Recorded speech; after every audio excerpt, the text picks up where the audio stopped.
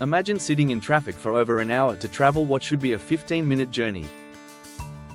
Picture a school bus plunging 300 feet into a ravine on a rain-slicked mountain road. Envision a tourism capital so congested that visitors spend more time stuck in traffic than enjoying the beaches. This isn't a nightmare scenario, this is the daily reality in Montego Bay, Jamaica's second-largest city and tourism capital. But something massive is happening right now that promises to change everything. Welcome to the story of the Montego Bay Perimeter Road project, a $347 million infrastructure undertaking that will feature Jamaica's longest bridge, reshape an entire region's economy, and potentially save countless lives. This project is now 60% complete, and already being called historic. Today, we're diving deep into why this road matters, what makes it so ambitious, and what it means for Jamaica's future. Montego Bay isn't just any city, it's Jamaica's tourism nerve center and the economic engine of Western Jamaica. It handles approximately 70% of all flights to Jamaica through Sangster International Airport. It's projected to welcome 4.5 million visitors in 2025. There are major tourism projects adding roughly 3,000 hotel rooms. Yet the road network was designed for a much smaller city. The existing roads can't handle the volume. Productivity suffers, businesses lose money, and residents lose hours sitting in gridlock. One motorist captured it perfectly: as a driver, the traffic is horrendous right now. So, I'm excited for anything that can mitigate that issue. Jason Russell, president of the Montego Bay Chamber of Commerce, sees it as decades overdue. The city is growing faster than we can build infrastructure. This perimeter road is a solution that was needed. But urban congestion is only part of the problem. To travel from Montego Bay to Jamaica's south coast, there's one main route, Long Hill. And Long Hill has been described as everything from treacherous to downright deadly. This winding mountain road is narrow, steep, and prone to accidents. When it rains, it floods. When vehicles crash, and they do crash, the entire route becomes impassable because there's no alternative. In October 2023, a minibus carrying students plunged 300 feet into a ravine. In 2018, a vehicle crashed, falling 100 feet and blocking the road for hours. A teacher who witnessed one accident called for the road to be condemned, describing broken barriers, oil on the surface, and conditions that become terrifying when wet. One businessman left home at 6:30 a.m. for a 9:30 a.m. appointment and by 10 a.m. was still stuck because of a Long Hill incident. As he pointed out, you can't ask people to invest when every accident brings everything to a standstill. For over 3 decades, Long Hill has been a known problem. But as Prime Minister Andrew Holness noted, no one had thought to actually change it until now. The Montego Bay Perimeter Road project isn't just one road, it's a comprehensive reimagining of traffic flow through Western Jamaica. 1. The Montego Bay Bypass, 15 kilometers. This 4-lane dual carriageway creates an entirely new route around the city's congested center. Starting at Alice Eldermeyer Drive near the airport, it arcs around the western and southern edges, skirting sewage ponds, crossing wetlands and mangroves, following the Montego Bay River, and connecting to the North Coast Highway near Ironshore. This allows commercial vehicles and tourists heading to Negril to completely bypass downtown congestion. As of October 2025, the bypass is 70% complete. 2. The Long Hill Bypass, 10.511 kilometers. This is the lifesaver. Instead of the treacherous existing road, this modern alternative includes safety features that didn't exist before. The design was modified to avoid the Rocklands Bird Sanctuary, pushing the road 500 meters east into higher terrain and requiring cuts up to 70 meters deep, nearly the height of a 20-story building. Approximately 6 kilometers will feature 4 lanes with passing zones. Critical safety features include escape lanes with sand, gravel for vehicles experiencing brake failure, climbing lanes for slower vehicles, modern drainage systems for tropical rainfall.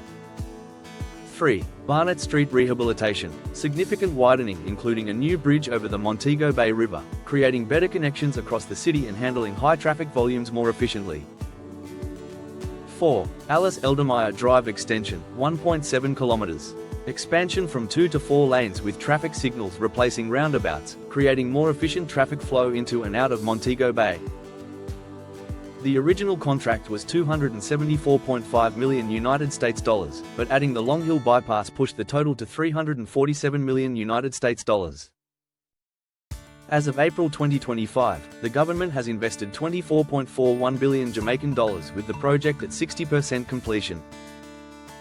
What's noteworthy, unlike previous major projects that relied on international loans, this is being funded entirely by Jamaican taxpayers, evidence of Jamaica's economic progress and fiscal responsibility. The project is executed by China Harbour Engineering Company Limited, managed by the National Road Operating and Constructing Company, NROCC. The centerpiece spans 180 meters over the Montego River, standing 30 meters high, roughly a 10-story building. This 4-lane structure surpasses the previous record holder, the 150-meter Rio Minho Bridge. As of March 2025, it's 95% complete. Stephen Edwards, NROCC's managing director, has described it as a signature piece in the project and possibly the longest bridge ever built in Jamaica. The route passes through extraordinary challenges: sewage ponds. The bypass crosses through National Water Commission waste stabilization ponds. Unlike previous projects, this highway includes measures to balance water flow even under the roadway without compromising the surface above. Wetlands and mangroves. Successfully constructing through these areas without significant compromise represents a great feat for Jamaican infrastructure, according to environmental manager Errol Mortley. Bird sanctuary protection. The route was shifted 500 meters to avoid the Rocklands Bird Sanctuary, despite requiring deep hillside cuts of nearly 70 meters. China Harbour established a state-of-the-art testing laboratory for the project. Every material, concrete, asphalt, aggregate, steel, undergoes rigorous testing. After construction, this laboratory will be handed to the University of the West Indies for research and commercial use, benefiting Jamaica long-term. At peak, the project employs approximately 700 workers.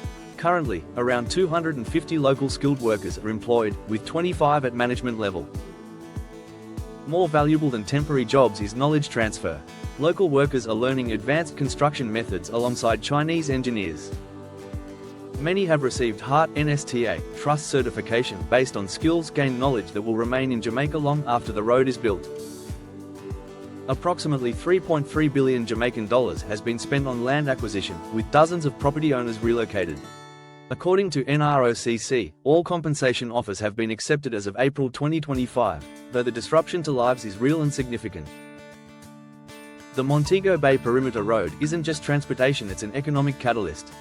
Land south and west of Montego Bay will suddenly become viable for housing developments, commercial zones, and tourism expansion.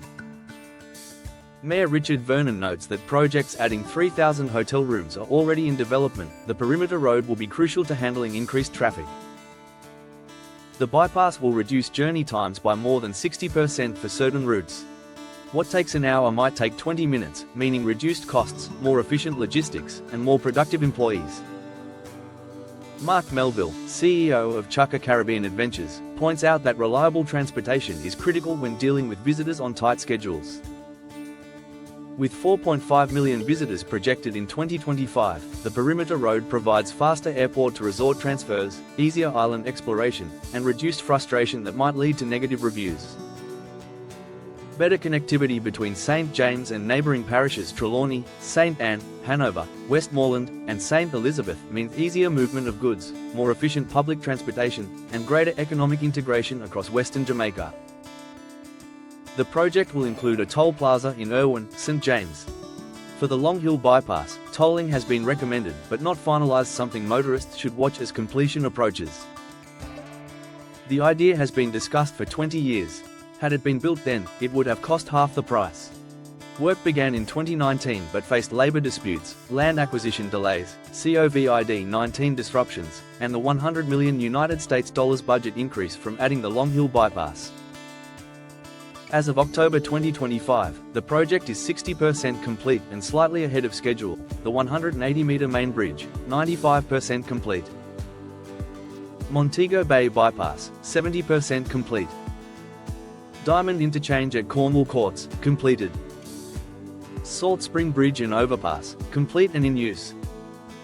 Minister Robert Morgan indicated the government is exploring opening completed sections in phases before the May 2026 target date, guided strictly by safety considerations. Is this Jamaica's most important road project yet? The case is compelling. This isn't just about traffic, it's about unlocking economic potential, saving lives through safe alternatives, positioning Jamaica competitively in Caribbean tourism, and creating jobs during and after construction. The project represents a milestone. It's being done with domestic resources. Future generations won't inherit crushing debt from this project.